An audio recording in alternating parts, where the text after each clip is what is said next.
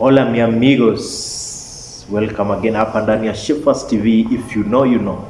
It has been a long time since we said something, but welcome again. Bado tunaendelea, we are still pushing on, and as usual I must tell you, subscribe, share, tell a friend to tell a friend, tell another friend to tell another friend. Don't forget to like and click the notification button as usual, na pia ukiweza comment. Let's continue. In this episode, we want to discuss certain things that happen in Africa of late. Now, the problems that affect Africa, the problems of Africa. But before that, I want to invite you to a great event happening this December 13th of this December for the leavers, the Form 4 leavers. If you're a Form 4 leaver, find your way on 13th of December, Pale Green Park. There will be a caucus, a leavers caucus, where you learn many things, what you need to do after Form 4, what you have to do after Form 4, what can you do before you join university, how can you make money before you join university, how can you make money after Form 4, how to use AI and content creation for your benefit. So in that place you learn many things. You'll be able to get connection with other people who can guarantee you some things to do before you enter into your university schooling. And so here also you'll be able to be entertained by none other than DJ Carlos himself. And so don't forget, my friend, usijaribu kosa uchekwe. And as we continue the problems of Africa, welcome back again. Africa will face a lot of problems. Recently, we are talking about the loss of a great leader in Africa, one of our own. In 3 weeks or so, Kenya tulipoteza one of the greatest people in Africa. Now, we notice many things with that, things that always recur and occur in our continent of Africa. When Kwame Nkrumah, the first president of Ghana, died, people say that he died of cancer. But one of his favorite friends, one of his favorite persons, say that Kwame Nkrumah didn't die of cancer of the body, but he died of the cancer of betrayal.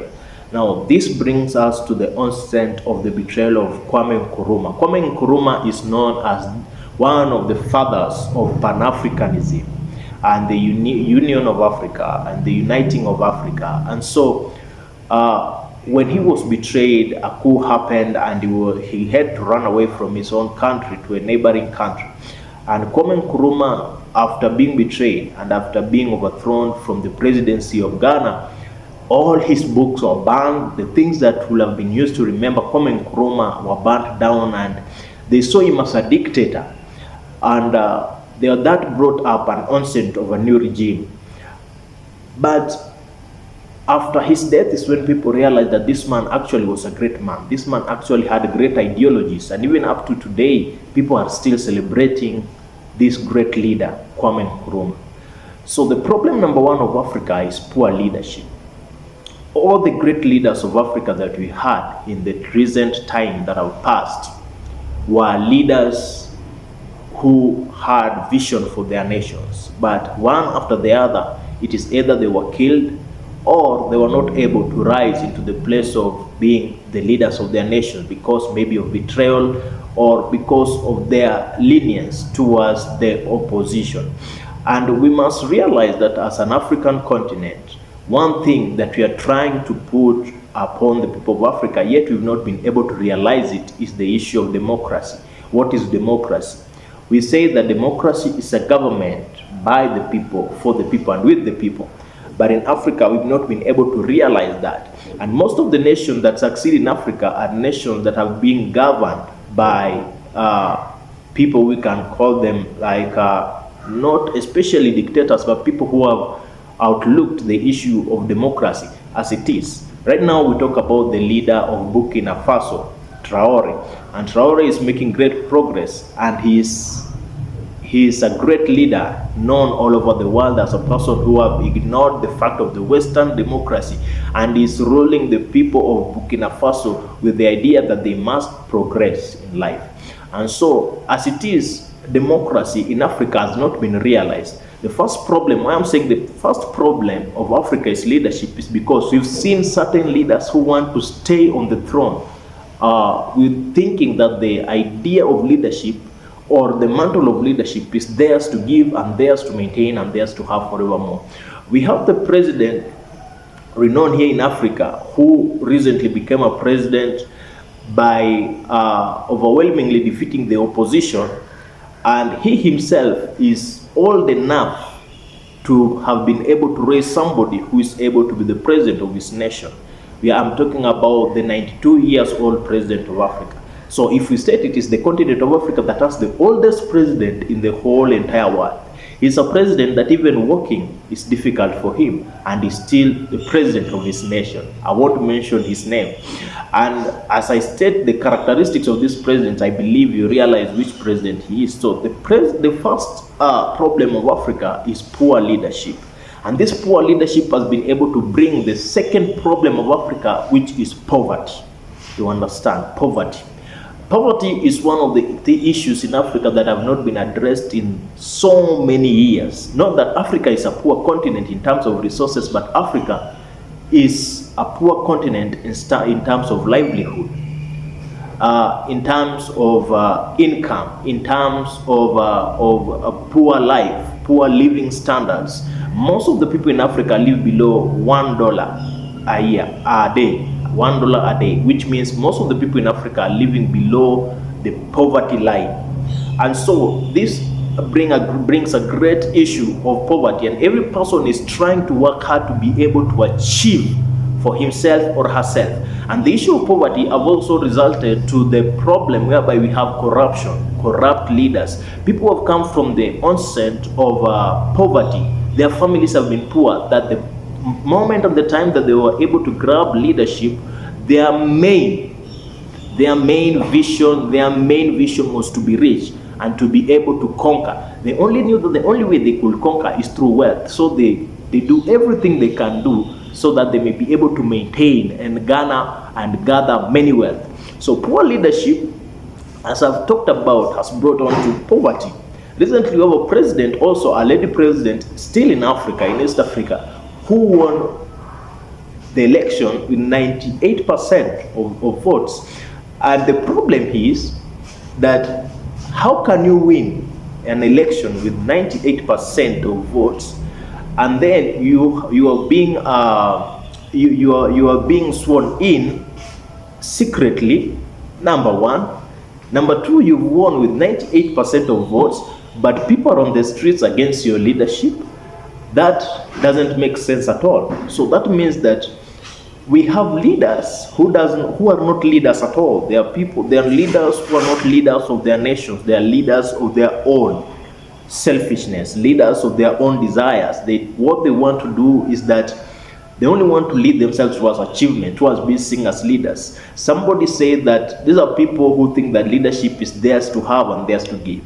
And so number two problem is the problem of poverty. And this issue of poverty has been brought upon Africa by our leaders. Take, for example, a great nation of Congo. Congo is a very big and vast nation, actually the biggest nation in Africa. But Congo is one of the poorest nations in Africa, despite the fact that Congo is the number one nation in the whole world in terms of resources. Congo is the leading nation in terms of resources. Most of the things used in our phones, in missile making, and many other things come from Congo. Talk about cobalt, talk about coal, talk about gold, talk about diamond. All these things are found in Congo. But the problem is that because of poor leadership and poor leadership structure, we have been able to find great betrayal in Congo that have led to the Westerners being able to exploit the resources of Congo without Congo benefiting. And so that means that despite the fact that Congo is rich in terms of resources, they will never be able to realize their full potential of wealth if at all they don't have good leadership structure. And this is one of the ways that they can be able to eradicate poverty, because it's not just aligning to Congo. The misuse of wealth or the resources of Congo is not just aligned to the Congo government, it's aligned to some of the African leaders, because it has been said and rumored for time after time, and in Swahili they say lisemalo lipo na kama halipo limo njiani laja, that there are certain presidents in Africa that are actually supporting the war in Congo so that they might be able to be used by the Westerners to gain the wealth of Congo. So the Westerners are using certain leaders in Africa so that they may be able to acquire the resources from Congo. And by doing so, this presence of other nations are benefiting too from this war that's happening in Congo, from this wealth that is in Congo.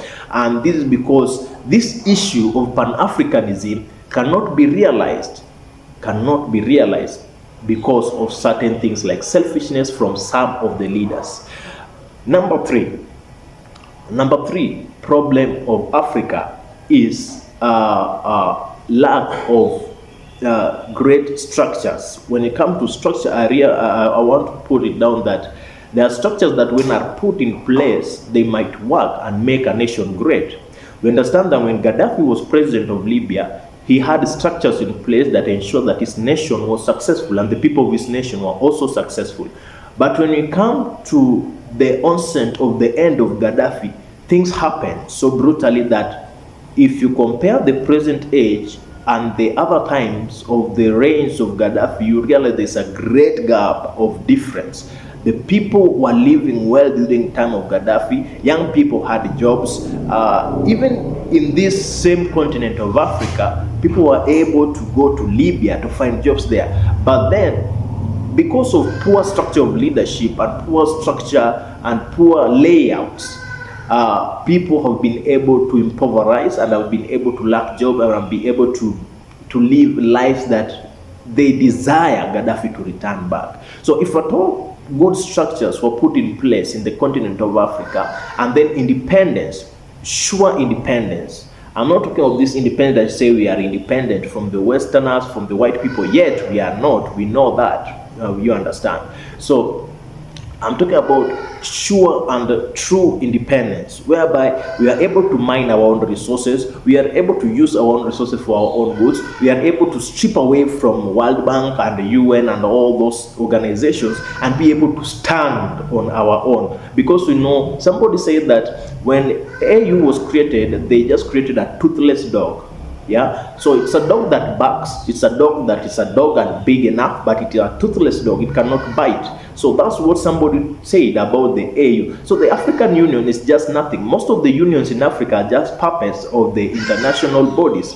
Take a look, for example, if any African nation would like to rise against any nation that have a say in the United Nations, I tell you, my friend, that nation will be beaten purely by the UN, the United Nations, because the United Nations is not purely African, because what we say is that the great donors of the United Nations are Westerners, and we are the poorest nations in the world come from Africa. And even though they will say they are the member states of the UN, there's nothing they are contributing much.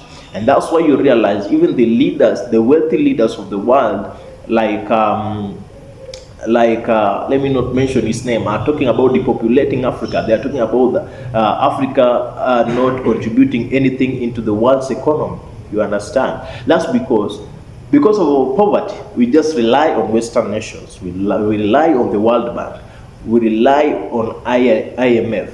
And so this makes us to be poorer than richer. It makes us to be more weaker than stronger. It makes us to be nothingness. And the point when Trump said that they are not going to give aid to Africa anymore, that is US aid, I say it is better, because at this point Africans will be able to depend upon themselves. Not that we can't, we can. You understand? Coming back to Traore, he has been able to make certain things work in Burkina Faso that have never worked before. And I believe if at all we can be able to stand by ourselves, we can be able to do a lot as the people of Africa. That's just my ideology. So I've said number one is poor leadership, number two is poverty, and this poverty is brought about by the poor leadership, and this poverty also brings another problem, which is corruption. We know that Africa, most of the nations in Africa are poor, understand? And they are poor because of corruption. And maybe in the world, we are among the top nations in terms of corruption. the top 10 nations, or maybe the top 5 nations in the world that are the most corrupt nations in the world, they come from Africa. And this is because all these problems are tied to one another. It's because of poor leadership, it's because of poverty, and all this leads to corruption. And they say that a leader comes from a society. Every leader that sits on the throne comes from the society. If we get a poor leader, or if we get a corrupt leader, that means that the society itself is corrupt. So the leaders don't always come from the sky, they don't fall from anywhere else, they come from the people. So that means the people themselves, they are corrupt, and so the entire society is corrupt. So if at all we can be able to deal with major things, number one, if we can be able to deal with selfishness that have led to poor leadership and deal with corruption and poverty, then Africa can be a good standard continent. You understand? There have been recent findings that Africa is actually the largest and the biggest continent in the world. And the problem that even though we are the biggest and the largest continent, that's just saying, because there are other people that say other continents are big, but because of latest findings, they say Africa is the biggest continent in the world. And it is a big continent, it has lots and lots and lots of resources. But come to think of it, Africa grows quality coffee. In fact, the best quality of coffee comes from Kenya.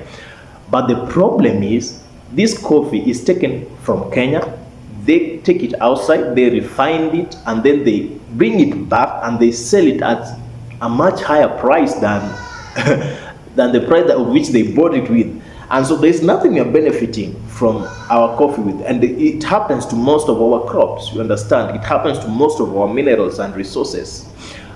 In Africa, recently Smenda Dangote tried to bring up an oil refinery company for Nigeria, for Nigerian oil. But we've never had one. All our oils have been taken abroad. In fact, most nations in Africa that have petroleum, that petroleum, that oil, that crude oil is being taken abroad for refinery, and then it is brought back to Africa and it is sold to us. Most of all things happen that way. Why? Because we are not yet free from colonization. We have protectorates. We have the British protectorate, we have the German protectorate, we have the French protectorate. That means that we are not free, we are not independent at all. You understand? And we'll continue to be independent until the time we'll realize that there are people who died so that we might be free. We'll continue to be independent until the time that we'll realize that we don't need loans from the Western nations. We'll continue to be slaves. We will continue to be slaves to the other nations until the time that we will realize that we need to sacrifice for us to achieve. There is nothing that will come freely. Everything must have a sacrifice, and without that, Africa will never be able to stand by itself. Africa needs to stand by itself. Africa should stand by itself, especially by this point in time and this point in age. But we will never, if you have leaders who think that without the Western nation, without the white people, without the support from other nations, we cannot stand. We have presidents that walk around the world looking for loans, and when they come back, the only promise that they can give to the Westerners on how they'll be able to pay these loans is that we will be able to raise taxes, we'll be able to raise taxes, we'll be able to raise taxes. And now when they come back to Africa, they raise taxes so much to the point that even their own people are not able to live well because of these taxes. You understand? And that's one of the problems, the biggest problems that we have in Africa, taxes. Somebody, a Senate in the United States said that we should stop giving loans to Africa because these loans are the reason why their people are poor, their citizens are poor, their nations are poor, because when they go back to their nations, they increase taxes to an extent that even those people who are working in their nations cannot be able to rise. And so because of these taxes, Africans are poor. Companies cannot come to invest in Africa. Africa is a continent with a lot of manpower. In fact, I believe apart from China, Africa is the other place that labor is cheap as compared to many other places in the world. But great companies cannot invest in Africa because of high taxes. You see, if companies like Adidas will come to Africa and venture in Africa, we are the people who will benefit. But the problem is our taxes are so high You understand? And so these are the problems, some of the problems that are facing Africa. This is just part one of this premiere, but we are going to have many other about the problem facing Africa and how we should solve the problems of Africa. As again I said, this is Shepherds TV. My name is Aniko. Don't forget to subscribe, to share, to tell a friend, and hit the notification button. Ciao.